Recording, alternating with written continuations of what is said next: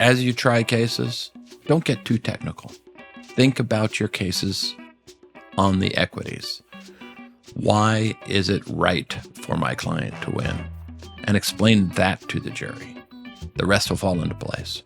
Stay true to yourself, which sounds like a cliche, but I really mean it.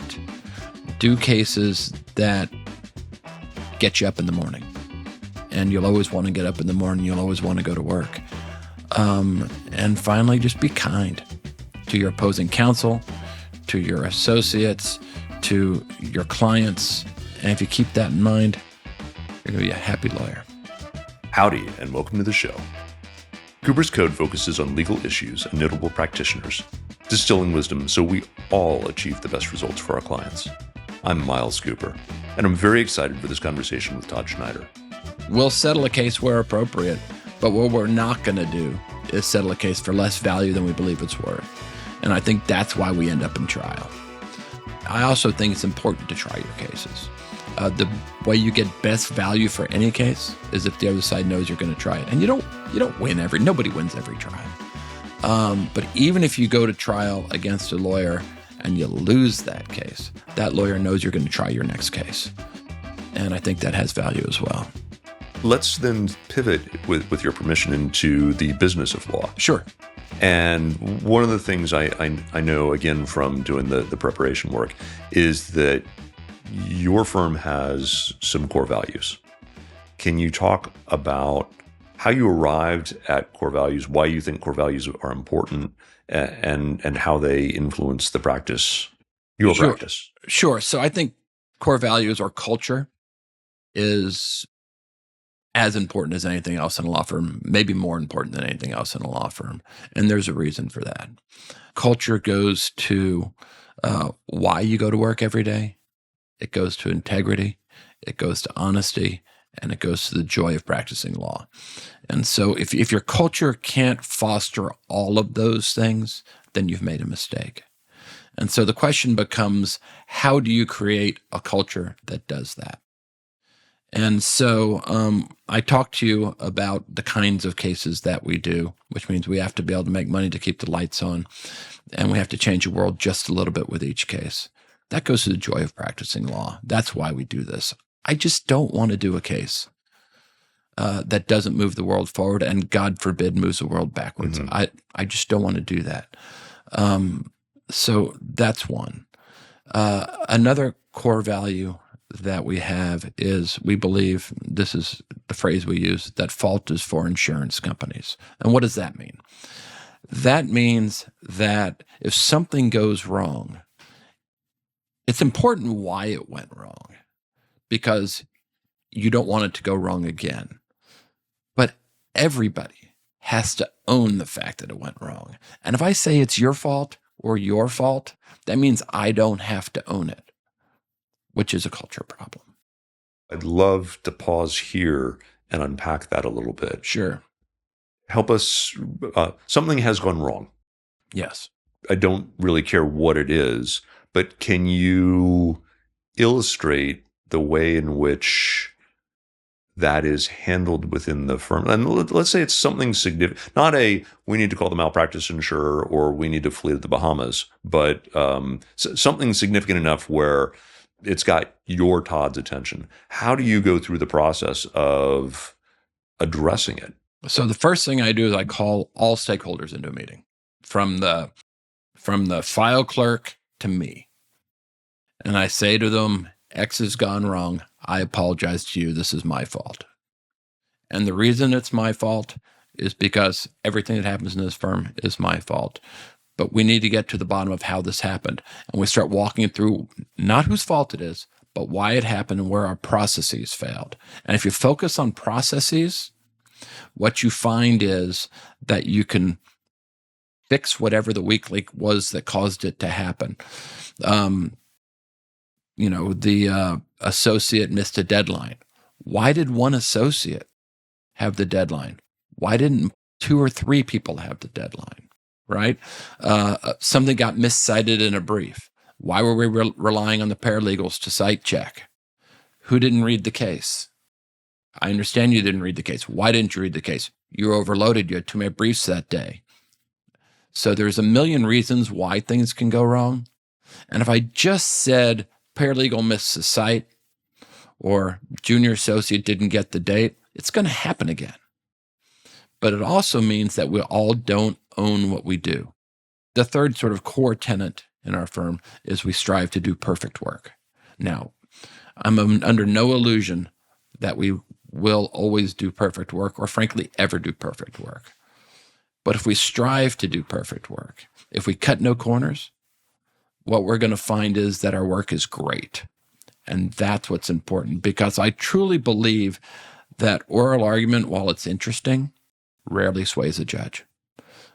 What wins cases is paper. I also believe that we're going to lose the motions we're supposed to lose. We're going to win the motions we're supposed to win. It's the close calls that wins cases. And unless you're better on the papers, you're always going to lose the close calls. And if you do something like miscite a case, intentionally or unintentionally, you lose the trust of the judge. And the trust of the judge is what gets you over the close calls. The notion of coming in and saying, I apologize, this is my fault, at the outset, where did you learn that? Well, because it's usually my fault. But I don't know where I learned that. I've never done anything else in my life. I started this firm at 27. I had a job at a insurance defense firm for 18 months. But I never had the benefit of seeing how someone else managed. So I just kind of had to learn to manage myself. And it just made sense to me that if I'm going to ask you to trust me, I have to take ownership. And the best way to do it is by understanding that even if you had nothing to do with it, the processes are something that I put together. The firm is something that I put together. It's my baby. So of course it's my fault. The other thing that I find as someone who has worked on building a business, that business happens to be law, and law school does not do us any favors in terms of teaching that. You seem to have some very core, almost MBA style approaches. By that I mean core values. By that I mean ownership. By that I mean development of processes. Where did you pick that up? Obviously, I've read plenty about management, and I think anyone who runs a law firm should read about management. I also think that people skills are important, that no one's going to work for you and do perfect work unless they want to, unless they're motivated to. And so just like a football coach or anyone else you've had in your life that you've wanted to do a good job for, you have to do a good job for them. And I just think that's obvious. From a management perspective, you talked about reading about management. Are you now a manager in any sense? Do you have direct reports, or are you kind of a free floater and take command? I am a manager in the sense that that top level of partners all report up to me. So I'm a manager there. I'm a manager in the sense, again, that if something goes wrong, it's coming to me and I'm going to take responsibility and I'm going to do that. Am I managing the day-to-day of discovery? No. Am I responding to interrogatories and RFAs and RPODs? No. Am I taking depositions? In a rare occasion. So I'm not managing litigation the way I used to, but I do see myself very much as managing the law firm. Are there other things on the business of law that we haven't touched on that you think would be useful for someone who might be thinking about running their own firm or improving the way they run their firm? Yeah, I do. Running your own firm, how to start, I think is important. And I think the best way to start a law firm is to become an expert at something, right? I started in 1993. The Americans with Disabilities Act had come out in 1992, and nobody was practicing. So I studied it, and I studied, and I studied. I became an expert. And then I realized there was this niche where workers' compensation lawyers would have their people fired for their disabilities, and there was this employment law niche there. So I became an expert, and I went and marketed. And then I spun that out into the next practice area, and the next practice area, and the next practice area. So if you just become an expert in something niche that the market needs, it's a good way to start. Once you do that, you need to ask the question, what is the next thing around the corner that's tangentially related? In my case, it was employment cases, which turned into wage and hour cases, which turned into ERISA cases. Eventually, we're doing, class actions, which turned into other class cases. So if you just start niche and start to move out, you'll find you're broad all of a sudden. But even when you're broad, there needs to be a thread that runs through it all. For us, it's complex trial practice. For others, it may be something else. But your practice will run better if you're an expert. And so I would say hone your expertise. Don't chase the shiny object, which is an easy thing to do, right? There's this whatever kind of case that is that's popular today, you chase that. And then tomorrow something else becomes popular. And then you're playing that game of whack-a-mole your whole career. So I think that's a mistake. The other thing I think is important is sit down and think about what you want your firm to be. We talked about that. Be true to that. When you do that process, is that something that you revisit on a regular basis? Is that something that you dream boarded 20 years ago and, oh my gosh, here I am? What does that look like for you? It revisits you. People that you work with will say to you, is this really what we want to do? Is this what our culture really is? And you're changing it always. You're trying to figure out what motivates people, what makes people happy, what makes people loyal to each other. And those things can morph over time. That's fine. As long as they are within your core values, that's all fine. And anyone who doesn't have that vision, you either need to convert them to the vision or you need to tell them maybe this isn't the place for you. That's okay. There's nothing wrong with people having a different vision than you. But culture means keeping people with a similar vision together. Do you find that you hire using your values and your culture? We do. How does that look? So there's no litmus test. We don't say, here's a question, how would you do it? But as you learn to interview people, you find questions that kind of give you insights into the culture. But more importantly, as you work with people, let me give you an example. Case is going swimmingly and discovery happens and you find a document that's the worst document you've ever seen for your case, right? An associate comes to you and says, should I produce this document? You could say, oh God, find a reason not to produce that document. Or you could say, well, is it privileged? Is it relevant? Was it called for by the discovery? And if the answer is yes, you said to that associate, produce the document. Because in our culture, integrity matters. And it's not win at every cost. Yeah. It's win with integrity and do the best by your client. And so you produce that. We'll figure out a way around the problem. But integrity matters. And if you say that to people enough, they get it and they understand. And it's quite liberating. Yeah. Right? Yeah.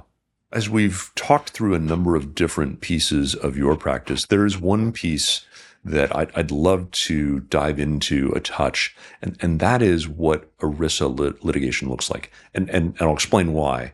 I think a lot of our listeners, if they're knuckle draggers like me, think of ERISA from self-funded ERISA plans, where when you see that on a medical lien, the F word pops to mind. My impression is it's completely different in terms of what you're doing. And can you help us understand what that looks like? Sure. So our ERISA practice tends to be large ERISA class actions. Your 401k, for example, is covered by ERISA. So where an administrator of a 401k plan is charging excessive fees, for example, that's something we go after on a class action basis. Where an investment is significantly underperforming, where the benchmark says it should be earning 15%, and for the last 10 years it's been earning 2%. there's probably a case there. There's this series of cases that we call euphemistically home cooking cases, where an ERISA plan only invests in investments that it owns, and those underperform. Those tend to be good cases. So when we talk about ERISA, we're talking, most practitioners would think of them as securities cases. Okay. But because they're securities cases in 401ks, they're covered by ERISA. Understood. Normally on the lien side, the self-funded ERISA world means that there are a lot of rules that are not favorable for us trying to deal with a lien. Is there a benefit to being in ERISA world? Are there teeth that ERISA puts in that makes it favorable as far as why you do this kind of work? The answer to that question is twofold. One is I have a group of lawyers that are ERISA specialists, and I don't want to pretend that I'm an ERISA specialist. Understood. I'm not. As you mentioned, it's completely statutory. Yeah. The case law is thick, and I think to do those kind of cases, you have to have the expertise. There are some pieces of ERISA that make it particularly good to bring.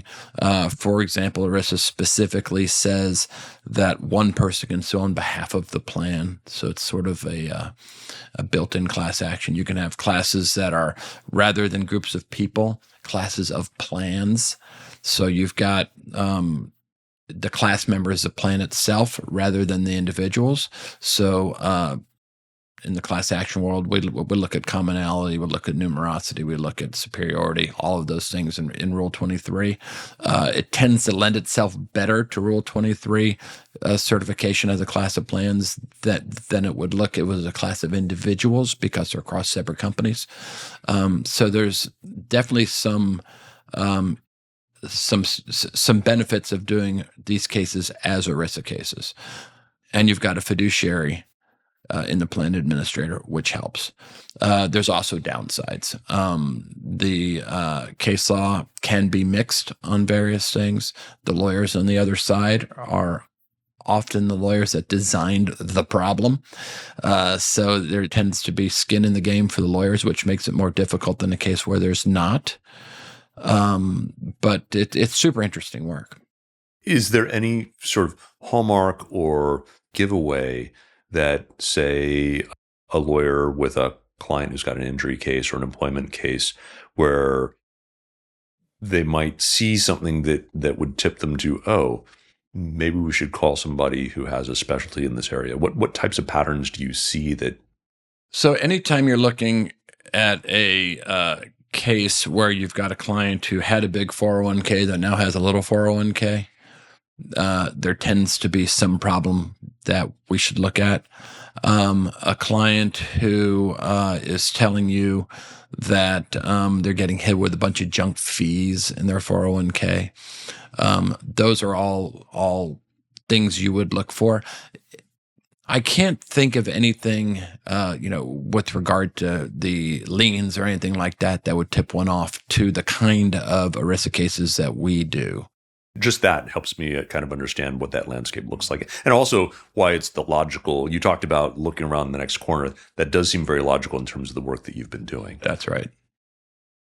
As we kind of get into the what I sometimes describe as the wrap-up phase, are there any pieces of wisdom, any tips, anything that we haven't touched on that you think might be valuable for our listeners? Yeah, I think as you try cases, don't get too technical.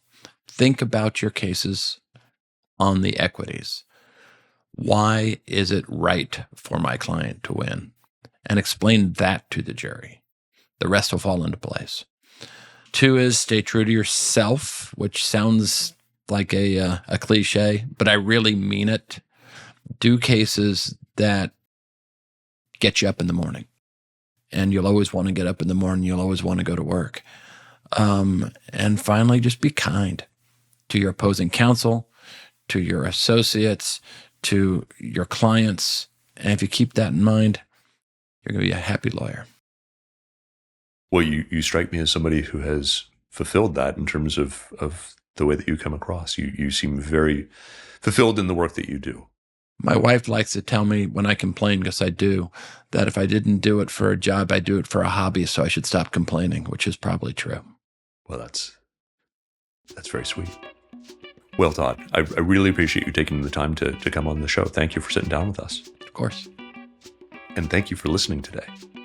Please email us at podcast@coopers.law with questions, comments, feedback, and suggestions for who we should have on the show. Like what you heard? Share us with a colleague and leave us a 5-star review on your podcast platform of choice. To all of you doing justice out there, happy hunting.